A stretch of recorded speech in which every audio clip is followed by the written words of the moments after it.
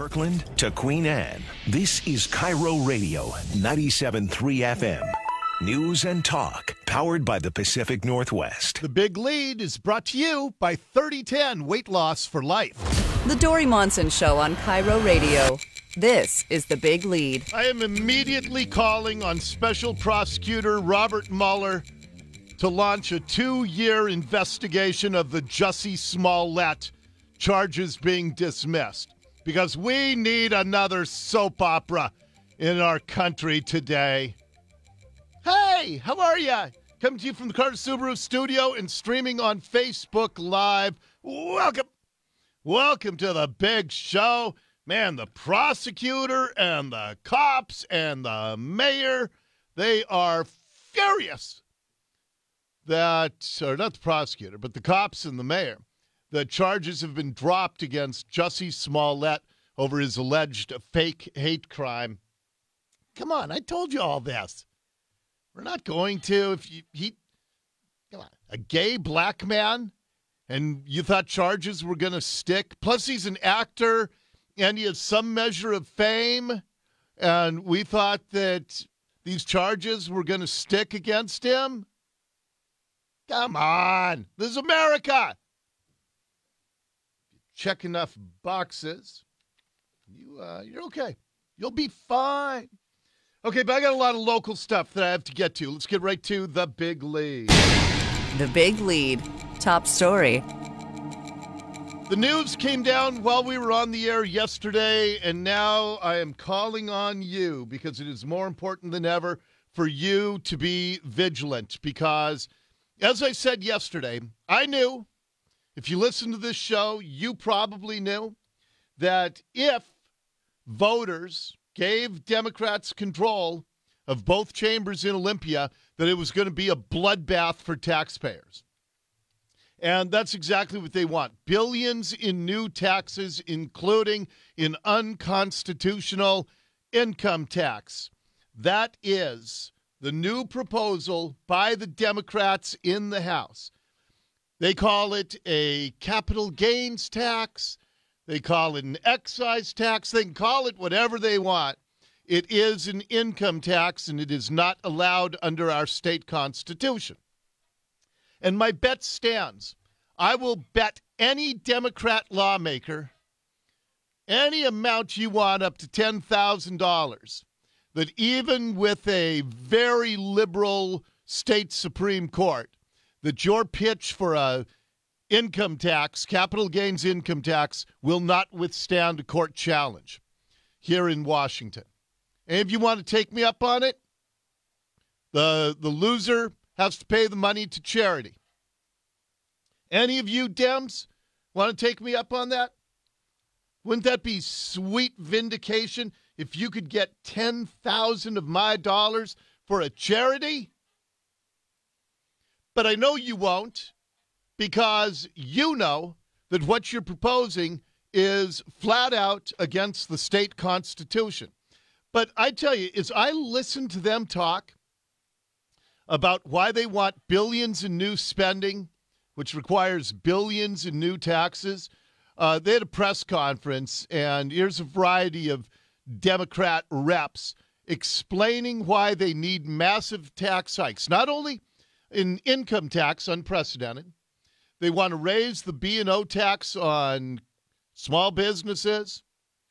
They say businesses that have tech employees, like they're so evil. And they say, yeah, we just need more. Under every nook and cranny, shook out the blankets and the couch cushions for resources. Every family in this state. Listen to this. Let me replay that first one. We have looked under every nook and cranny, shook out the blankets and the couch cushions for resources. You've looked under every nook and cranny for more money. How about this radical idea? How about you cut spending? How about if you can't make a budget, instead of telling us that we need to all take pay cuts, because that's what a tax hike is, why don't you slow down your spending? Why don't you do what our families have to do? You know, when I was a little kid, There's a lot of stuff I wanted. Mom, can I have an electric football game? No, can't afford it. Just take the money from somebody else. No, we can't afford it. We can't spend the way that you would like. We don't have the money. That's what you and I have to do when we're running our family budgets. We spend what we can, but if we don't have the prospect of a big, huge pay increase, I mean, they want to raise spending 10%, which means they'd have to raise taxes 10%. In your and my family, if we broke even in 2018, if we weren't able to save anything because we spent everything we earned, and we don't have the prospects of a big pay raise in 2019, we can't spend a lot more in 2019 than what we did last year. But Democrats in Olympia, they're like 4-year-olds. I want that. I want this. I want that. But their solution to it is to steal more of your and my money. And yes, I say steal because when your proposal is something that is flat out unconstitutional, and again, you disagree with me, any of you Democrat lawmakers, I've already got a bet with the Superintendent of Public Instruction. Same bet. And if you want 10,000 of my dollars for charity, let's do it. Let's roll. Prove me wrong. Prove to me that what you're proposing is constitutional, because I've seen the letter from the IRS confirming that it's not. We've put a bunch of 4-year-olds in charge of the state, and that's what you get when you vote for Democrats in Olympia. I want everything. I want everything, and I want it now. But it's worse than that, because it's more like the middle school kids and the bullies holding them by the ankles upside down, trying to shake money out of their pockets. And that's the teachers' union and the developers and the contractors. Give us more money. Give us more. I'll beat you up. That's what we're facing now in Olympia. And so now more than ever, I need you to be vigilant. I need you to call the Washington State Legislative Hotline. Let's prove that we've got strength in numbers. They'll walk you through it. They'll tell you who your legislator is. And you must tell your senator, because this came out of the House yesterday. And the Senate, there's some Democrats who recognize that this is an impossibility, a fantasy. But they're going to try. And so you must call. The number is 800-562-6000. And you know, if you've listened to this show over the years, I don't engage in this direct make a phone call democracy that often. First of all, because we're not a democracy, we're a representative republic. But you got to call. And you have to tell them that you can't afford these tax hikes. And I'll give you the analogy I gave, not an analogy, a likelihood. They want a 10%, what they call capital gains tax. So let's say you have a husband and wife, and they started a small business 30 years ago. And they just barely scraped by for the first 3-4 years. They held off having kids because they were building a business. They couldn't draw a salary. They're running up credit cards, just trying to get their business off the ground.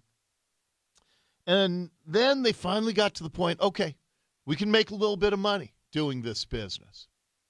Not a king's ransom, but, we can make $80,000 a year.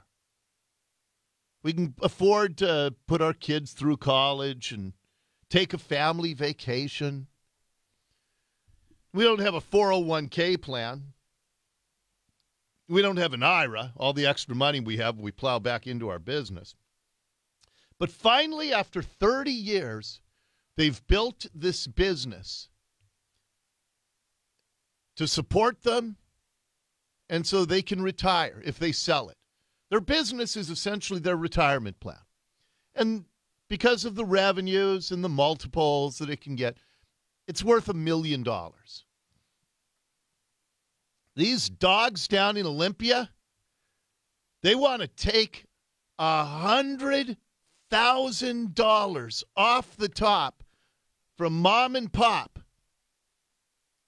for the business you've been sweating over, that you've been, and heaven forbid if you've built your business into $5 million business, then they want $500,000 off the top. All unconstitutional. And that's the kind of naked greed when you put Democrats in charge of both chambers in Olympia. It is the party of greed and of special interests, because you got teachers' unions that are demanding. They want an income tax. They've made it clear. Hey, we put you in office. You got to give us what we want. And so it's time for you to be heard. Call that legislative hotline, 800-562-6000. I will link it up in our web story as well. But you got to let the senators know that you cannot tolerate billions in new taxes this legislative session. Next up in the big lead. The big lead, Bizarro World. Well, remember Mayor Jenny Durkin after that Seattle is Dying great special on Channel 4? And Jenny Durkin said, "Oh, it's not true. Everything's fine." I did see the special, and I think it's unfortunate that focused on a very limited part of Seattle. Again, I think if you went to any neighborhood in Seattle today and told the story from Alki to Seward Park to up north to Seattle Center, you're going to see a city that is thriving with people who care, that's welcoming and diverse. Thriving, welcoming, diverse. Yeah, well, it is diverse. There are a diverse number of crimes. Let's do a little review of the last 36 hours in Jenny Durkin's little utopia, where she refuses to acknowledge that anything is wrong. Police investigate the Seattle Times today. Police investigating after one man shot, seriously injured in South Delridge. A man was shot in the face. Shot in the back outside a South Delridge market yesterday afternoon. The victim is around 30 years old. But everything's fine. I'm going to talk in a couple of hours to a couple of Ballard business owners. They just opened a shop about 4 months ago. And on March 16th, they were broken into, probably drug vagrants. And then the same guys, likely, came back just a few days later to try to break in again. Let's see. Jenny Durkin's utopia. Man shot dead on Highway 520 bridge near Montlake. That was the one that screwed up the commute yesterday. Oh, this one was good. Jenny Durkin. Did you talk about this when you said everything is fine? At Jefferson Golf Course, there's a daycare right next to the golf course. And a 49-year-old guy, Anthony Lewis, he was arrested because he exposed himself on the golf course in view of the children at the daycare. Hannah Westbrook was a golf course employee who talked to Channel 4, ComoNews.com. A man came in and he was exposing himself around the golf course. Mm-hmm. Jenny, you didn't include that in your rundown of how everything's fine in Seattle. A jogger nearby said, "Oh, well, I would hope that they would lock him up and just throw away the key." And the golf course employee says, yeah, for our sake who work at the golf course and for the children at the daycare, let's hope this doesn't happen again. Very uncomfortable. I just hope he never comes back. He'll be back. And the taxpayers will get to pay his bail probably if the King County Council gets its way. That'll be lovely, won't it? Let's see, what else in Jenny Durkin's utopia where everything is perfect? Oh, fire investigators believe a series of 8 fires in the Soto neighborhood were intentionally set yesterday morning. According to the Seattle Fire Department, a dumpster, a garbage bin, some construction materials, a pickup truck, and 2 forklifts were damaged from the fires. Jenny, here, let me listen to Jenny again, because, man, there are a lot of stories in the news today. I did see the special, and I think it's unfortunate that focused on a very limited part of Seattle. Again, I think if you went to any neighborhood in Seattle today and told the story from Alki to Seward Park to up north to Seattle Center. Okay, Alki to Seward Park to Seattle Center. I've had stories now in Sodo, in Delridge, on 520, in Ballard. How about this one? At Cal Anderson Park last week, a 21-year-old man was shot and killed. And our news partners at KIRO 7 TV, they were following up. That killer is still on the loose, just like the killer of the two teenage girls in Burien, who remains on the loose. But this KIRO story was, it was troubling. The 21-year-old was from Federal Way and was at Cal Anderson Park. Police say there was some type of disturbance on the basketball courts. His family says a friend told them he died trying to break up a fight. A fight broke out between a male and a female, and he knew the girl, so he went over to help, and then he got shot. Salahuddin's cousin, Sharon Sanford, says she's not surprised her cousin would step in to help someone, but she's overcome with emotion, knowing his two little girls will grow up without their father. I try not to cry about it, but when it's your family, then you just feel some type of way. He also leaves behind his fiancée, who was pregnant with their third child. Okay, time out. This happened at 10 o'clock on a Wednesday night.